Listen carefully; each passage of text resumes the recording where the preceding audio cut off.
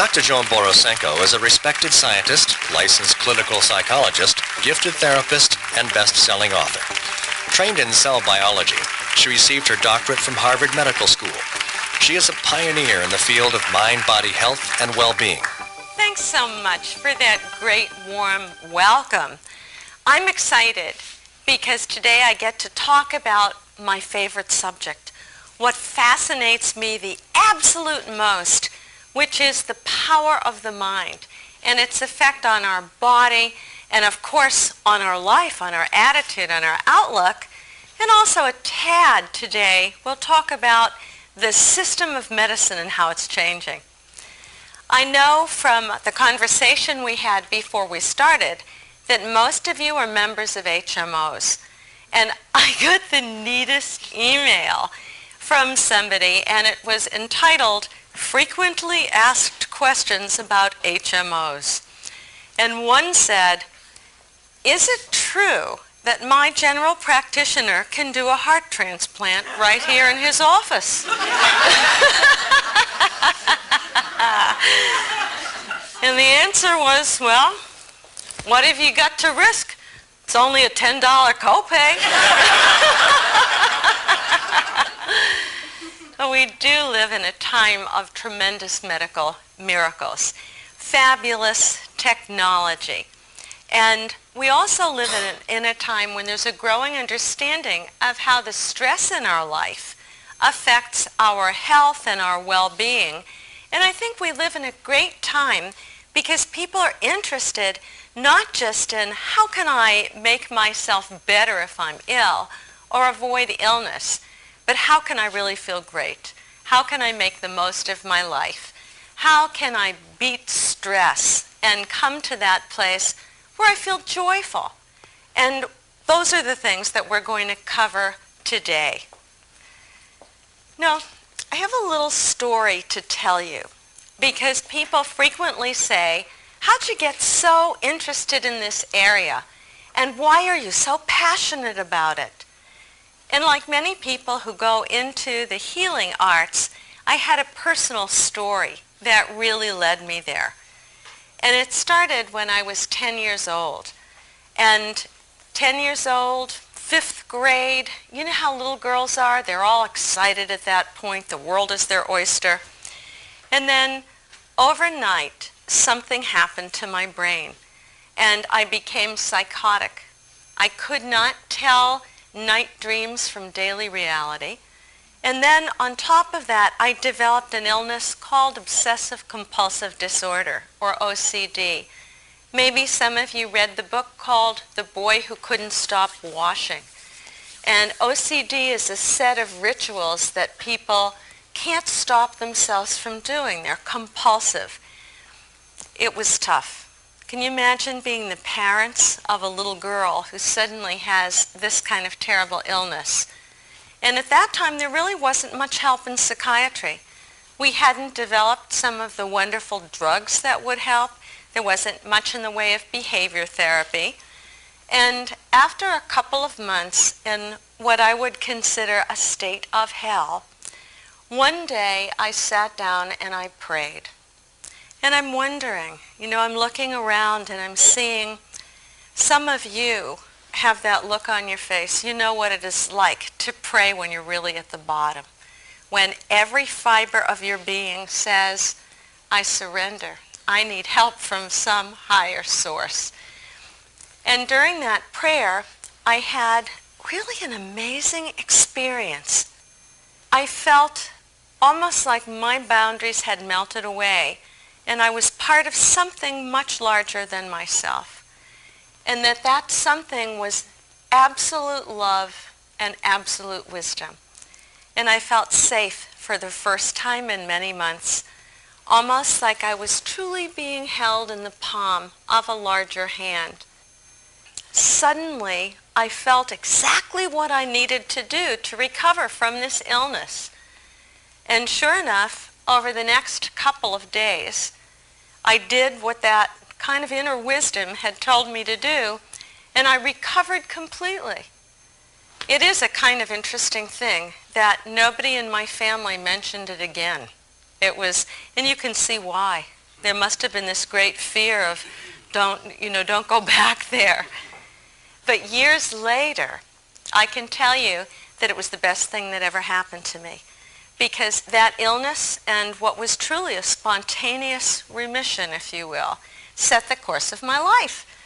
Because I kept wondering as a kid, what happens in someone's brain? What was it? Was it one hot dog too many? Did I go over the nitrate deep end? What was it? The psychiatrist tried to tell my mother it was because she didn't let me cross the street. But even she knew it must have been something more than that. So I was determined to know, what's the brain chemistry involved? And I said, I will grow up to be a neuroscientist. And then I thought, here's a family in crisis who needs help. And we really didn't get what we needed. So I thought, heck, that's what psychologists do. I'm going to do that too. And then there was, what was that masked rider? What was that spiritual experience that happened? Because certainly in all my religious background, I was unprepared for that sense of unity with all being. So I ended up wanting to study the spiritual traditions from around the world, which I've done. And braiding together science, psychology, and spirituality is what my passion has been for the 45 years since that experience. So imagine how thrilled I am to get to be here with you today and share this passion with you. I had a chance, fortunately, to go to Harvard Medical School to study there, first in a field of really molecular biology, cellular biology, and then behavioral medicine, and get licensed as a psychologist, and co-found a mind-body clinic. And that clinic was filled with people just like you and me. People who were just trying to reduce their stress and to live a better life, more creative life, more joyful life. And what I discovered then is that stress accounts for somewhere between 75 and 90% of all visits to the family practice physician. That's a lot, isn't it, when you think of that? So after all, just the normal stresses and busyness and pressures of life can give rise to headaches and backaches and stomach disorders. And as you know, that's really where the quality of life is. I also had a chance to work with people who had more serious illness. And from them, I learned an awful lot about priorities in life. God forbid, there's nothing like a serious illness to tell you, you got to live now, because you never know when the last minute is. So I get to share all of this wisdom with you today. What I hope that I will be for you is a voice of reason, that I like to balance certainly the spiritual and psychological, but to me, you got to show me the data and the studies. I love the studies, and we're going to share some of them together now. One of the most interesting things about mind-body medicine is that we've all known that the mind affects the body simply by being human, but it seems we need studies to convince us. So for example, how many of you blush easily? Anybody blush? I know I blush easily. And there's the mind-body connection. You have a thought, and right away it changes the vasodilation of your blood vessels, and you blush. Or maybe you've gone to the dentist with a terrible toothache, and the minute you get into the waiting room, it goes away. All kinds of mind-body examples. When I was little, I saw a fabulous example of this. My kids are in the audience. Do you guys remember Uncle Duck? Sure. Yes, they remember. Uncle Duck was actually Uncle Dick. And my Uncle Dick was famous in our family because he hated cheese.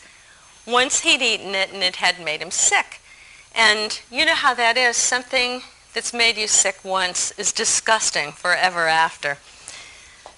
So my mother made a piece of cheesecake She made great cheesecake all covered with berries, and he ate a piece, not knowing what it was. And he loved that cheesecake. An hour later, he said, "Lillian, it was so good, give me another piece." And he ate it.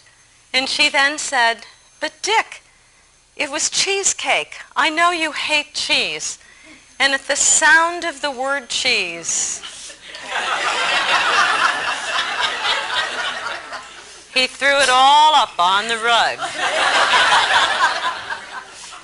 When you are 6, this makes an indelible impression.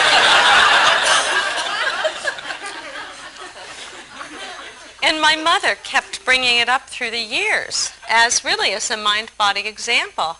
Clearly, it was not the physiology of the cheese that was the problem.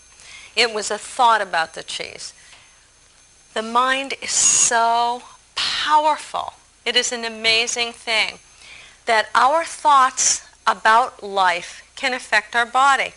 And if you think your thoughts about cheese are powerful, your thoughts about yourself and where you stand in the family of things are even more powerful. Some of the data in mind-body medicine, if you want to boil them all down, they come down to one thing, that our sense of connectedness, a sense of good connection, respect for yourself, a sense of good connection with others, the ability to give and to receive love, is the most powerful thing your mind can do, because that's what reduces the stress in your body and restores you to a state that physiologists call homeostasis. Remember that from high school? Homeostasis, the state of perfect balance. So to get to that state of homeostasis and peace, we need to reduce the stress. One little further personal addendum on stress-related disorders. When I was in graduate school, I had a nickname. I was called Psychosomatic Sally.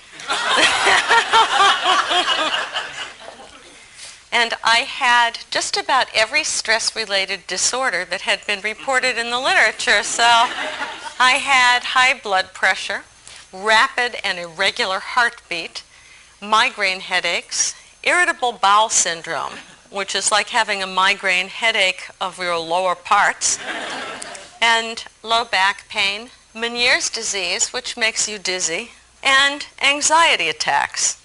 Otherwise, I was fine. None of the doctors that I went to could do anything. What I did was I collected a prescription from each specialist, and not a single one said, "Hey, who are you? And how are you really? What is it that makes your heart sing? What is it that gives you joy? How do you think you're doing in your life? What are your relationships like?" You know, they might have found out something that I was in the middle of a divorce from an early marriage, and I had a young baby, and I was trying to get through graduate school broke. This might have been part of the problem. But nobody asked. And that's often what we complain about in medicine, isn't it? We just want to be seen as human beings. What happened was that I had a graduate student friend in physiology at Harvard, and he did a wonderful thing. He said, "Joan, the only trouble with you is that you have a very powerful mind. And what's going on is that you make these mental movies about disaster. You'll fail this course, you'll starve, your kid won't grow up well without your being there, and your body responds to the movies of your mind.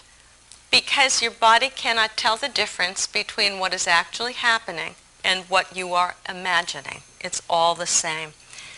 So he said, you have to learn to manage your mind. You have to learn to let go of those negative movies and come into the present moment. And he suggested that I take up yoga and meditation.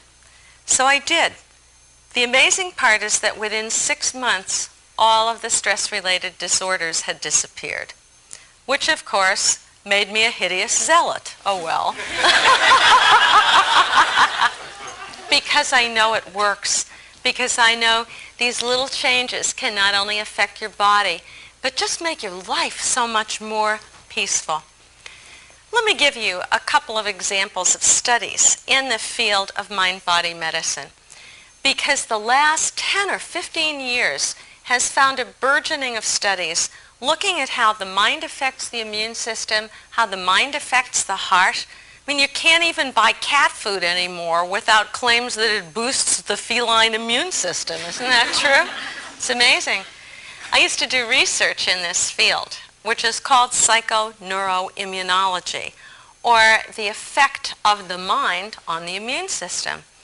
The funny thing about that word is that it is not easy to pronounce. And at conferences, at least a dozen times, I've been introduced as a pioneer in psychic numerology. Yes, and then I think all those Harvard credentials for nothing. I could do better with a 900 number. Now, what we know with psychoneuroimmunology is, for example, every thought you have affects the immune system. This may sound far-fetched, but there's a great deal of evidence to back it up. Some of you know the work of Dr. Candace Pert, who originally started the National Institutes of Mental Health and was the co-discoverer of the endorphins, the body's own endogenous or internal pain relievers. Candace began the study of the whole field called informational molecules. Great word, huh? Or neuropeptides, neuro being the brain and peptide being a small protein. So we're talking about small proteins made in your brain that bring information to the rest of the body.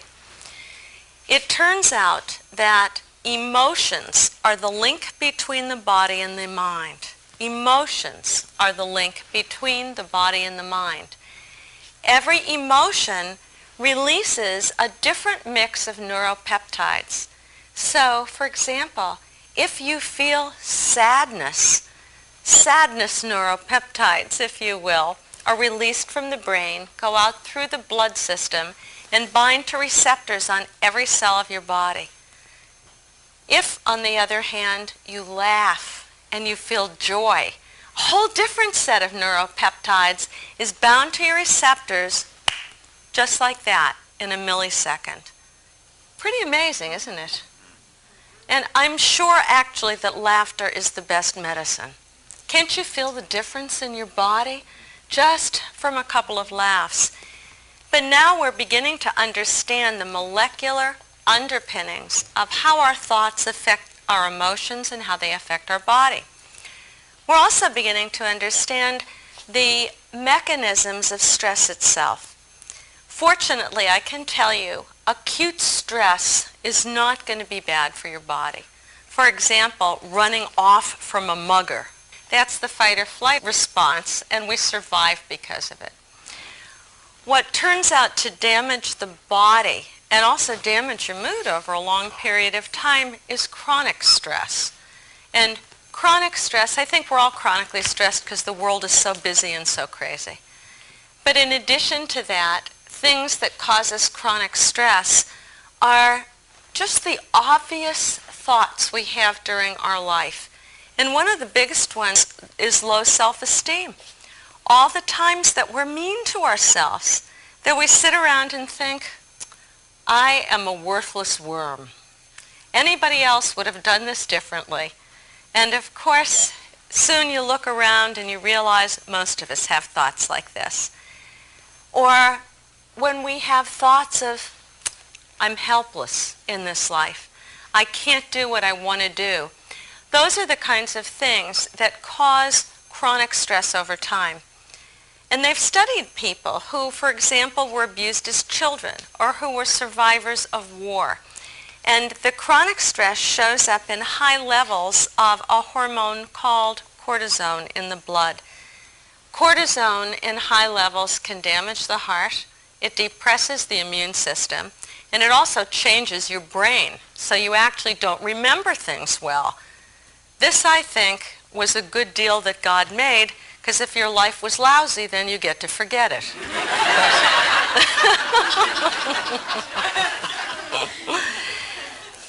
Now, the last little study that I want to tell you was actually done at Yale. And what they tried to figure out was, taking a group of people just like us, what made the difference between who was healthy 10 years later and who had taken ill.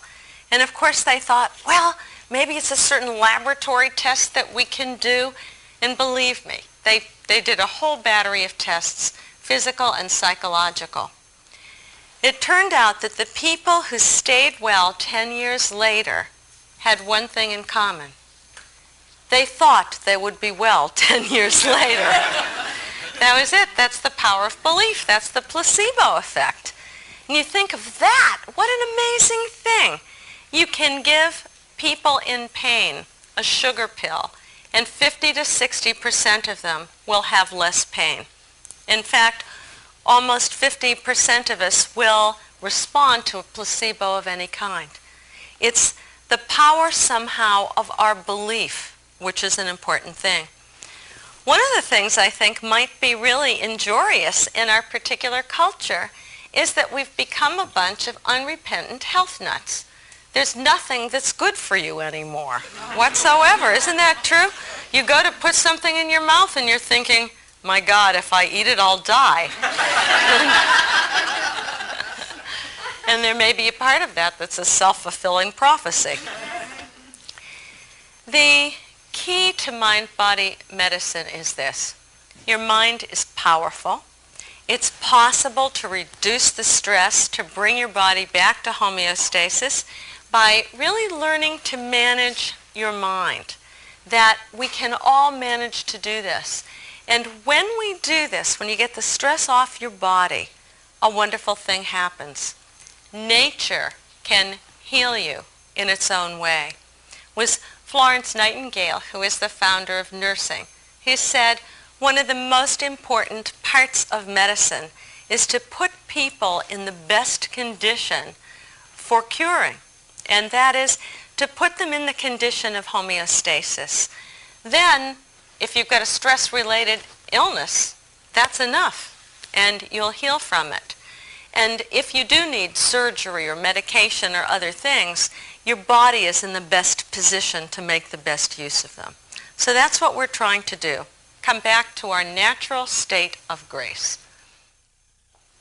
Now that we've talked a little bit about how powerful the mind is, I just want to say that there's a downside to the whole movement of mind-body medicine. And that is people oversimplifying.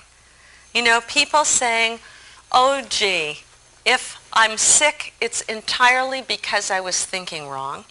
And if I just learn to think right, then I will be well. And truly, I wish it was as simple as that.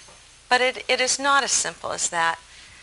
I had the chance to be with the Dalai Lama back in 1989 at the first International Congress on Health and Healing, which was in India. And this was the first question that I asked His Holiness, because I've seen how much pain people go through when they blame themselves for getting sick. And I asked him, I said, what should I tell people? And he said, in a very gracious, very respectful way, tell them not to be so simple-minded. And then he gave such a beautiful lecture. He said, don't forget about genetics, don't forget about environment, and don't forget the power of your mind. But it's only one part of many things that impinge on health. And I would also say, in a certain way, you look at the power of the mind of one individual, and you have to realize many people's minds come together. For example, in deciding should we pollute the environment or unpollute the environment, which is a big effect on health. So, one of the most important things is to recognize you did not think yourself ill. However, your mind has a tremendous amount of power in helping you to become well again. That you can do. I want to just mention a couple more studies looking at mind-body medicine and looking at what guilt does to us and looking at the opposite of that, what connectedness does to help us. Guilt isolates you, don't you think? It makes you think, oh boy, I'm not good here. No, if some